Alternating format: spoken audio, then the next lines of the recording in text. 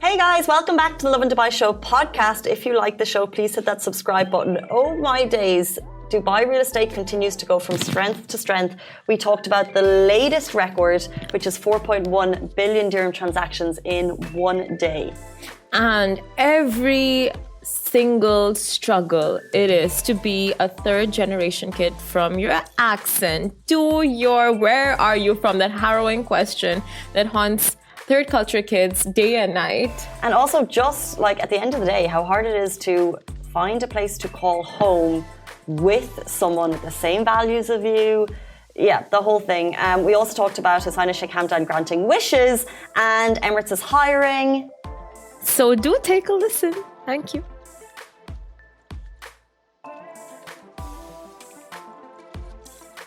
Good morning, Dubai. Welcome back to Lovin Dubai Show, where we go through the top trending stories that everyone across the country is talking about. Our top story today, 4.1 billion dirham in Dubai real estate transactions in one day. Woza. We'll also be talking about Emirates and how they are on a hiring spree. And His Highness Sheikh Hamdan, Crown Prince of Dubai, is granting wishes, and we are here for it. And Dubai author Sarah Madani, who also works with Lovin Dubai, has written a very relatable novel, and we'll be having her on the show to talk all about it. But before we get to all of that, good morning to everyone. Thank you, Instagram, YouTube, TikTok, all of you for tuning in. And I put a question to you, but I'm going to start with you. Yes. Simran Gupta. Yes. Where are you from? Okay, do you mean where are you from? Just tell, like very first, easy answer. No, like where am I from? Yeah, I know, but like just easy, quick one. No, I mean like where am I from? Am I like where was I born? Where was I raised? Sure, it's a one-word answer. Or, no, like what do you mean? What do you mean? What do you mean? Where was I born? Raised? Where do I? Because your accent sounds like you're from. It's hard to place your accent. Okay. Accent thing now. How often does that happen to you? So, being a third culture kid. Now, I was born in India, raised in Dubai, but my story is pretty straightforward. There are people, right? There are people out there who have like a parent from maybe like, you know, Europe, like a European parent. I'm sorry, maybe your dad's from Egypt, your mom's from Spain, you were born in Germany, but you grew up in Dubai. Hong Kong, yes. Flew to Florida. Yeah. And now you're in Dubai for uni. Exactly. Confusing. That is so confusing. .com. But there's confusion, but by the mass. However, it's actually a really common underthread that it's a lot of people. And actually what's really interesting is Sarah Madani, who's going to be joining us in a little bit, she has written a book about, it's relatable to expats who are kind of like, what is my culture? What is my identity? Yeah. You know, I say I'm from this country because I don't have a passport here. Yeah. But yet I don't feel like I belong in this country where my mum is from, or where my dad is from, or where I'm living. So where am I from? It's like the identity crisis that all third culture kids are facing right now. That's like so major. And your passport, like that's the biggest one of all, because it's like you may have maybe a Canadian passport, you know, for example, but you're not from Canada. You're probably from maybe Syria. And when someone asks you, you're just like, you're so confused. You don't know what to tell them. Like you are actually Canadian because you have a Canadian passport, but then you're originally from Syria, but you weren't raised in Syria. You were probably raised in America, but you're not American. So it's just like, who am I? What am I? Where do I belong? Where are my roots? What is my ethnicity? So yeah, it's just a very confusing question now. It's not that easy. And you know what the thing is? Those are kind of like the wider problems, the bigger problems. Yeah. And then you have probably the smaller things that are less spoken about. For example, if you're moving around a lot, your friendships are changing a lot. Yeah. So you don't have that kind of like, oh, here are my like close crew that I've known my entire life because I grew up in the same place entire life, maybe. Or, for example, because your family is in another country, or your sister moved away because you're that type of international family, then you're missing the milestones of your family. So you're missing, you know, the graduation that your sister might have, or the birth of your niece, or, you know, your cousin's birthday you want to go to, but you can't. Because, you know, that they're in another country. So it's like there's the wider issues that third culture kids struggle with. And then you also have like the smaller, less talked about, but also equally as heartbreaking too. You're so right. It's not just where you're from, it's also your accent. Okay, yeah, sorry. It is the moving around and the traveling because you have people like all over the world. That's a pro and a con, honestly, because you can't be everywhere at once, but you have somewhere in like each part of the world, which is a great thing. True. Well, pros and cons. And then I think the final one, which might be the biggest issue of all, but correct me if I'm wrong, because I come from a place where I can't relate, but finding a partner and then finding a place to settle down and call home. Because you want to find someone who's got the same culture as you, same family values, maybe religion might come into play. Yes. These are all issues. And then it's like, okay, so where are we going to live? I don't know. Yeah. I struggle with that here. Where am I going to live? I don't know. That's so true. That is so true. Because love is everything. Finding a partner, yeah. End of the day. Because you seek compatibility, you seek relatability, you seek someone who understands you, who understands your background, culture, religion, like all those things. But then when you're a third culture kid and you don't know yourself, how do you find a partner that knows you? Yourself. It's just, yeah. And then, of course, the accent. What do you mean? It's like people who have like accents, but they're staying somewhere, but they're from somewhere else. It's like, where did you get that accent though? Where did you get that accent? Where did you pick up that accent from? It's so true. Maha just said, I'm a native, but I can sound British in a certain way. You know, I was at the gym yesterday and one of the days and the trainer, I was going to say, I was like, where's she from? But then I realized she probably gets that all the time. She probably is, because it was a unique accent. Yeah. I don't want to bother her. She probably gets it all the time. Oh. Because of that, it's probably a third culture kid struggle, I realized after thinking about our conversation. It really sucks that there are so many restrictions into conversations now. Like you can't really ask someone when they're going to have a baby. You can't ask someone. It's so annoying. I just want to know, when are you going to conceive? What month are you planning on conceiving? And social restrictions just say no. Exactly. You can't ask someone their salary. You can't ask someone their rent. You can't ask someone where they're from anymore. Dubai, you can ask rent, because rent is like, I'm either saving big, people love to talk about it, or they're, suckers and not saving big. But yeah, I get it. And then what do you identify as? Like, I mean, so many questions you just cannot ask, or like you need to rephrase, you need to just do things. Get you. Just be more open. Maybe. Be more open. As in, maybe Instagram threads will be that place where people are just themselves. It's an open platform. You can take things from all over. Anyway, we digress.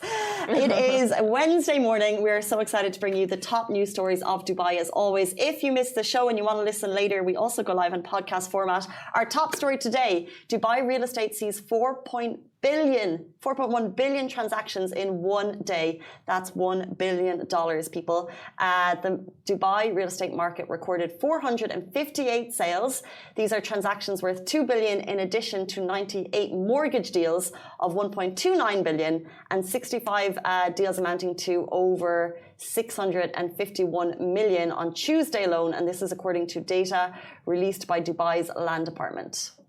The sales included 384 villas and apartments worth 386.6 million dirhams and 74 land plots worth 1.22 billion dirhams, while the mortgages included 80 villas and apartments worth 135.24 million dirhams and 18 land plots valued at 1.5 billion dirhams, bringing the total realty transactions of today to over 4.1 billion dirhams, according to a report via WAM. Now, this news follows Dubai's stock market hitting an 8-year high, with the Dubai index trading at its highest since 2015. So, as Simran mentioned, 384 villas sold in one day, not including the apartments, not including the land deals. They mentioned the mortgage price as well. As we see the real estate sector going from strength to strength, it's also being recognized in the stock market, which we're seeing oil prices rising, which economy as a whole, we're doing well. And that is so great to hear. It is, okay, so many emotions run through you when you hear this. Number one, 1 billion dirham transactions in just a day. It shows you how Dubai is really like on top of its game, and all the research and data and everything that we've brought to you, statistics from yesterday's conversation on digital nomads, on like it being the safest place, on it being the world's most traveled to city for tourism. We are just topping the leaderboard. True, but it does beg the question continuously as we see rents rising, is it the time to buy? Because obviously mortgages here, and I assume the majority of us would be taking out mortgages to purchase, it's pegged to the dollar in terms of the rate rises. So if the dollar rises and the interest rises in the States, it's going to rise here. However, we did have property expert here on the show a week ago, and they see the future of Dubai just continuing to grow. So although mortgages, the interest rate might be expensive, it still is seen as good value in comparison to properties around the world, and properties will probably get more expensive. So it still is seen, according to an expert, the time to buy. Oh my God. So right now is the cheapest it's going to be. Maybe it depends on it's just area. Gonna keep growing. But also there's more properties coming into the market as well. So it's hard to know. And one tip I was given, I don't know why I was given this tip, not like I'm going to do anything with it, but it's like you should always buy property that's up and coming, developing, and not developed or that's already like, up and running, because that's when you get the best value for your money, when it's like you invest in a developing property, of course, because that's when it's like at their best rates. Sorry? It's called off plan. It's called off plan. Oh my God. Developing hood, who knows? Development hood. No, like a developing hood, like if it's just opened. It doesn't necessarily need to be off plan, but maybe it's an area who, they don't have the mall yet, they don't have the supermarket yet, the school yet, but you see that it could come. And JVC, they struck gold. Like with the mall coming up and everyone who invested first in JVC, like initially in the properties there. And now it's like they have a mall. It's become such a buzzing community. Happening for sure. Yeah. But we'll jump into our next story. So if you're looking for a job, this is the story for you. Now, Emirates is hiring again, and Emirates is about to take on a major hiring spree, and Dubai Airline announced that they are looking for cabin crew, pilots, engineers, IT professionals, and customer service agents. A spokesperson for the airline said, "Our focus on recruiting the best talent, the brightest minds, and those who most fit the various roles that will support our drive for future growth and expansion," in line with the story that we just told. We are using the latest technologies such as digital assessments, artificial intelligence, and other top-notch recruitment systems to shortlist, select, and respond to candidates in the most efficient and effective ways, i.e. they're probably getting a lot of interest from all over the world, because obviously they recruit for cabin crew from all over the world, but they're going to use the latest technologies to ensure that they shortlist, select, and respond as efficiently as possible. Exactly, and this comes fresh off the back of a stellar financial year, and the growth is showing no signs of slowing down. And this news is not just like for Dubai, but it's for those internationally looking to apply for Emirates. So it's just a big call, a big hiring spree that they're going on. So make sure to apply and try your luck. And they do have a very rigorous, what do you say, like testing process? Yeah. Hiring process? Yeah, like a screening process. Like, they really go through and make sure they have like the best of the best working for Emirates and all of its like verticals, Janata, or whatever it may be. So it's just, for a fact, if you're chosen for Emirates, you're like the golden child. So true. And you're so right. It's a very rigorous hiring process, screening process. But, however, we always talk about the big positive stories and the growth Dubai is seeing and the money and everything. And sometimes you might be sitting there thinking, personally, I'm not doing that well.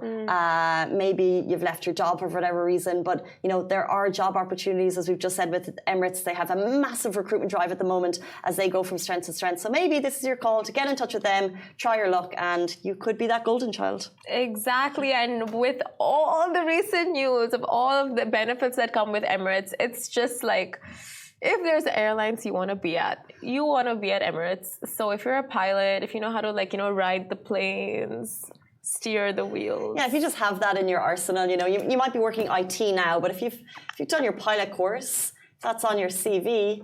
Where else? Oh my God, the other day I was telling my sister I should have just been a pilot. And she's like, yeah, because that's something you can just, go and do a 3-month course on and then come back with like a pilot license. Like I should have been a pilot. Yeah, I know. She was being sarcastic, and she's just like, yeah. She here jumped in and said it's a year course just for everyone there. Is it a year course? I think it's longer than a year. And it's like a lot of money you invest into learning and getting your piloting license. She's like, yeah. It's a dream job for a lot of people. Yeah. Speaking of dreams, we bring you a heartwarming story that's going viral right now. These are the stories that make us so proud of the city because you just don't see them every day. So this adorable video of a young Kuwaiti boy went viral. He was talking to just a random newspaper or daily newspaper, and he talked about his wish to go to the Burj Khalifa with his dad.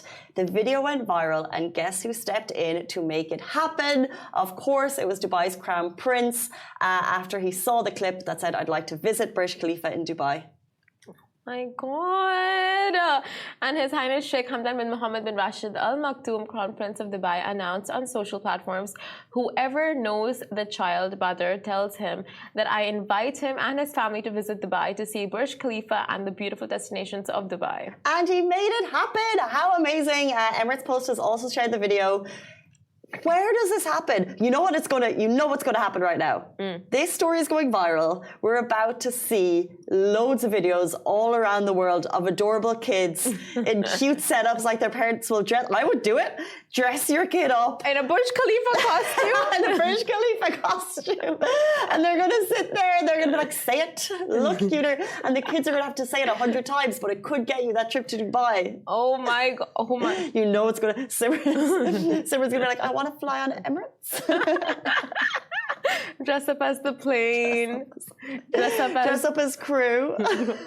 No, that's too basic. You need to go a step further. Dress up as, oh my gosh, dress up as entire first class bar. or like the bed costume. Be the bar. I am the bar. I am the bar. I identify as a bar. But that is so funny. It is so sweet. But can we just say how incredible it is that these stories get picked up? Look, this is an adorable one of a boy saying he wants to visit the Burj Khalifa with his dad. We've also seen other stories over the years of the rulers picking out specific stories of, someone working in the RTA who clearly went above and beyond for a passenger. Yeah. And finding these individuals and praising them in some way, people who've done well. So this is just a very sweet one, but it's also kind of a thread of commonality that we've seen over the years of them finding videos that kind of touch people's hearts and helping that person in some way. So sweet. It just shows like our leaders are amazing. Like honestly, when I see documentaries on people talking about the leaders in their countries, like for example, South Korea, there was one documentary that just came out on Netflix about cloning, and it's like how the scientist, he met the South Korean president of the time, and he doesn't meet anyone. Like the president just does not meet anyone. Doesn't matter how achieved you are. Doesn't matter like what all you've done or achievements or allocates you have. Like he doesn't meet you. But he met the scientist only after he was recognized on an international level. So it shows like just how reachable and accessible the leaders in Dubai are. Massively.